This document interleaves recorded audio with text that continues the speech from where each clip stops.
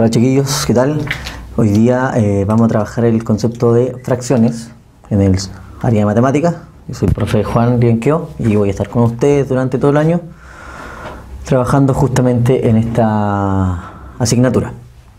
Entonces, como les mencionaba, vamos a trabajar hoy día el concepto de fracciones con un poquito más de estructura matemática. Ya vamos a ser un poquito más por decirlo así, más eficiente en cómo vamos a escribir esto y en la forma en que se escribe, que de repente ustedes la pueden encontrar en algún libro, que si buscan algún link que nosotros les mandamos para las tareas, también puede aparecer escrito de esta manera. Y entonces ustedes necesitan conocer ese tipo de escritura, el lenguaje matemático, ¿ya? Eso es lo que nosotros queremos también intentar trabajar a medida que vamos viendo las unidades. Entonces hoy día, como les menciono, vamos a trabajar las fracciones. Y las fracciones pertenecen, bueno, a un conjunto bien especial, que es el conjunto que se llama de los racionales, que se designan con una letra Q mayúscula, ¿ya? Se llaman, como les dije, racionales, ¿ya? Donde en realidad no solamente están las fracciones, sino que también están algunos tipos de decimales. Sin embargo, hoy día nosotros queremos trabajar exclusivamente con la parte de fracciones. Ahora bien, ¿cómo se define una fracción? Teniendo en cuenta lo siguiente: los dos números que forman parte de esta fracción, numerador, denominador. Acuérdense que el de arriba se llama, voy a ponerlo acá, numerador. La cantidad de trocitos de una fracción que voy a ocupar, porque en realidad al final es eso, una fracción es una porción de una unidad o de varias unidades, ¿ya? Mientras que el numerito que está en la parte de abajo es el denominador. Es el que le da el nombre en el fondo a esta fracción. Ejemplo, 1/3. La fracción 1/3 significa que yo tenía una cierta unidad, ¿sí? Y la dividí en 3 porciones del mismo tamaño. De esas 3 porciones del mismo tamaño, nosotros estamos ocupando una sola, ¿ya? Entonces este me dice ocupe una. Y el número de acá abajo me está diciendo cuál es el nombre o la cantidad de particiones que tuvo esta unidad, ¿ya? Y considerando lo siguiente también, esos dos números, tanto numerador como denominador, van a ser números enteros, es decir, son números que pueden ser positivos o negativos, o inclusive el cero. Pero el único que no puede ser cero, jamás, es el denominador. Este valor acá abajo jamás puede ser cero. Tiene que ser cualquier número siempre y cuando sea distinto a cero. ¿Por qué razón? Porque en el fondo una fracción, me estoy adelantando, una fracción es una división entre dos números, ¿ya? Y el denominador es quien divide. El denominador es el divisor en esta fracción. Entonces la división por cero no está definida. ¿Qué significa eso? Que yo no puedo dividir por cero, ¿ya? No es que haya un resultado, no es que sea cero tampoco el resultado, sino que no se sabe cuánto es. A eso me refiero con que no esté definida. Por lo tanto, como no está definida, acá abajo en el denominador puedo colocar cualquier valor siempre y cuando sea distinto de cero, ¿ya? El cero está prohibido para el denominador. Sin embargo, para el numerador no hay ningún problema. Yo puedo colocar, por ejemplo, la fracción 0 partido por 5, porque esa división sí existe. 0 dividido 5, o dicho de otra manera, ¿cuántas veces cabe el 5 en el 0? Cabe 0 veces. Tiene resultado. Pero a la inversa, si escribiéramos 5 dividido 0, eso no existe, ¿ya? No está determinado, ¿ya? No se sabe cuánto es la división por 0. Entonces, eso es lo que hay que tener en cuenta inicialmente, que es la definición de la fracción. Luego de eso, tenemos dos grandes grupos de fracciones, dos categorías, son las que nosotros necesitamos conocer y nada más, que son las fracciones que se llaman propias o impropias. ¿De qué depende esto? Las fracciones propias van a ser aquellas donde el numerador, es decir, el número que está arriba, es menor que el denominador. Tan simple como eso. Ejemplo, la misma que habíamos hecho delante. La fracción 1/3. Esa es una fracción propia, ¿ya? 1 es más pequeño que 3. Perfecto. Entonces todas las fracciones donde el numerador sea menor que el denominador son propias. Caso contrario, si el denominador ahora es más chico que el numerador, es decir, el número que está arriba, digamos otro ejemplo, 4 es mayor que 3, entonces tenemos fracción del tipo impropia. ¿Ya? Esa fracción es impropia porque el numerador está siendo más grande que el denominador. ¿Ok? Es simplemente para dar los nombres para diferenciar dos casos bien generales, ¿ya? A veces los pueden preguntar, a veces no, mejor tenerlos presentes. Lo otro que nos interesa manejar del tema de las fracciones es las que se llaman fracciones equivalentes, ¿ya? O sea, uno tiene un tipo de fracción. Voy a seguir trabajando con esos mismos ejemplos. Una fracción, por ejemplo, 1/3,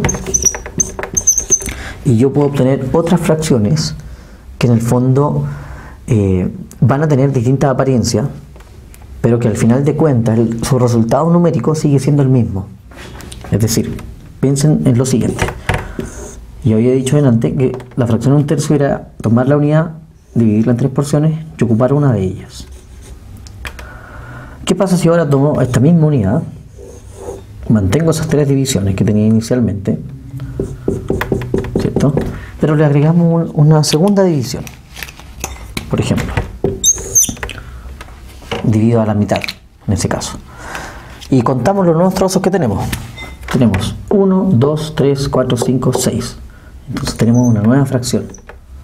Y de esos 6 trozos nuevos que yo tengo, estamos ocupando 2. Pero si ustedes se fijan en el dibujo, estos dos dibujos al final de cuentas están siendo lo mismo, la misma cantidad, es la misma unidad, una está dividida en 3 partes y la otra en 6 partes. Sin embargo, lo que nosotros queremos ocupar, lo que está pintado, en ambos casos es la misma cantidad, ¿ya? Y como en ambos casos es la misma cantidad, bueno, entonces estas fracciones se llaman equivalentes, son la misma fracción al final de cuentas, ¿ya? Abusando un poquito del lenguaje. Pero si ustedes se fijan, aparentemente son distintas, sin embargo representan las mismas cantidades, ¿ya? Eso es obtener una fracción equivalente. Ahora, para no hacer este proceso de dibujar cada vez que yo quiera obtener de una fracción otra equivalente, tenemos dos procedimientos. El que yo hice ahí fue dividir en más cantidades la fracción inicial, o sea, la unidad inicial. Y ese proceso se llama amplificar. ¿Ya? Quiero dividir entonces la unidad que yo tenía inicialmente en más porciones, o sea, en trozos más chicos, siempre y cuando siga ocupando la misma cantidad. Entonces amplificar consiste en netamente tomar la fracción inicial y lo que vamos a hacer es lo siguiente: vamos a multiplicar tanto el numerador como el denominador por el número que a nosotros se nos antoje, siempre y cuando sea el mismo valor en ambas multiplicaciones. Es decir, yo puedo multiplicar, por ejemplo, por 5 si quiero, pero voy a multiplicar ambos por 5. ¿Ya? Hago la multiplicación y obtengo como resultado, en este caso, 5 quinceavos. Y resulta que la fracción 5 quinceavos es equivalente a la fracción 1/3. Si hiciéramos el dibujo de nuevo, lo que tenemos es lo siguiente. Teníamos acá que la unidad la dividimos en 3 partes, ocupamos una. Ahora esta unidad la dividimos en 15 partes. 1, 2, 3, 4 y 5, ahí están las 15. Y seguimos ocupando las mismas cantidades, ¿ya? Esa es una fracción entonces equivalente, gracias al proceso de amplificación.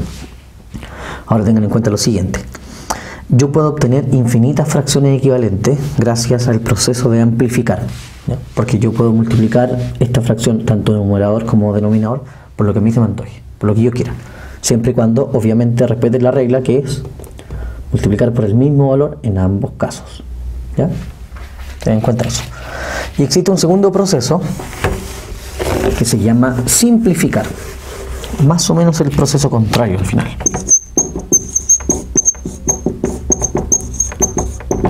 Tenía la fracción, vamos a tomar el ejemplo anterior, 5 quinceavos, y para simplificar vamos a hacer el proceso opuesto. Es decir, si nosotros para amplificar multiplicamos, Entonces, para el proceso contrario, que es simplificar, tenemos que ocupar la operación contraria. En este caso es la división.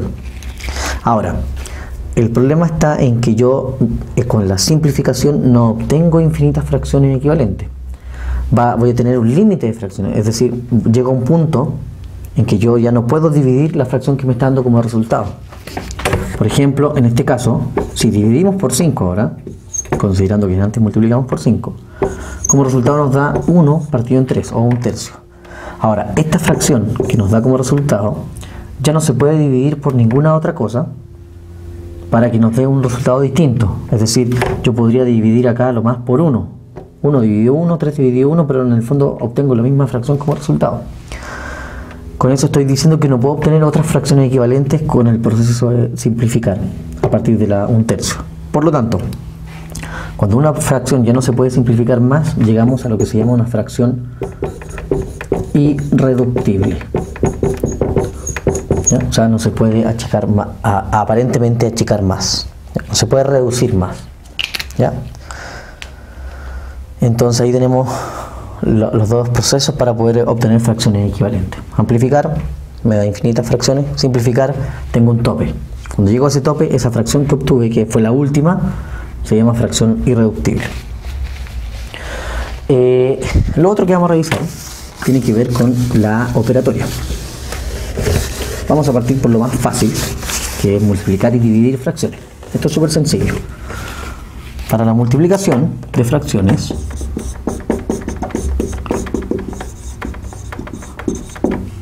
tenemos la siguiente regla, súper evidente. Ojo que arrastramos las propiedades de los números con distintos signos, signos distintos negativos, signos iguales positivos, ya no se olviden de esa parte. Si yo multiplico fracciones, es tan sencillo como multiplicar los numeradores entre sí y los denominadores entre sí. Es decir, la fracción que obtengo como resultado de multiplicar estas dos es 3 por 5 arriba y 2 por 7 en la parte de abajo. Resolvemos la multiplicación, queda 15 y nos queda 14. Y obtengo entonces el resultado. ¿Ya? Eso es y no hay más. ¿Ya? O sea, no hay más complicaciones con el tema de la multiplicación de fracciones. Por otro lado, en la división, vamos a considerar la siguiente regla. Vamos a mantener la primera fracción intacta y la segunda fracción, esta que está acá, la vamos a invertir. O sea, vamos a cambiar el orden. Al invertir la fracción, uno consigue lo siguiente: consigue traspasar la división a una multiplicación. ¿Ya? Entonces, esta fracción, que es la segunda, se invierte, ¿cierto? De tal manera que queda, si era 5 séptimos, queda 7 quintos, y por lo tanto la división se transforma en multiplicación. Multiplicamos hacia el lado,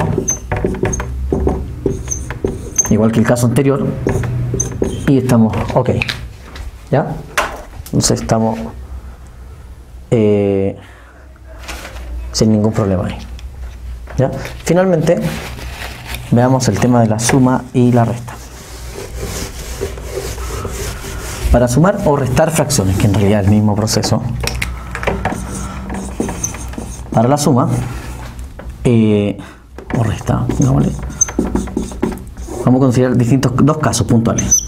Caso 1, tenemos fracciones con el mismo denominador. Se llaman igual estas fracciones, 3 séptimos, 2 séptimos. ¿Cómo se suma? Se mantiene el nombre y sumamos los numeradores. 3 más 2. ¿Ya? Para la resta es lo mismo. Mantenemos el denominador, si es que son iguales, y se restan los numeradores. No hay nada más que hacer ahí. ¿Ya? El segundo caso es donde uno debe trabajar más. ¿Qué pasa si yo tengo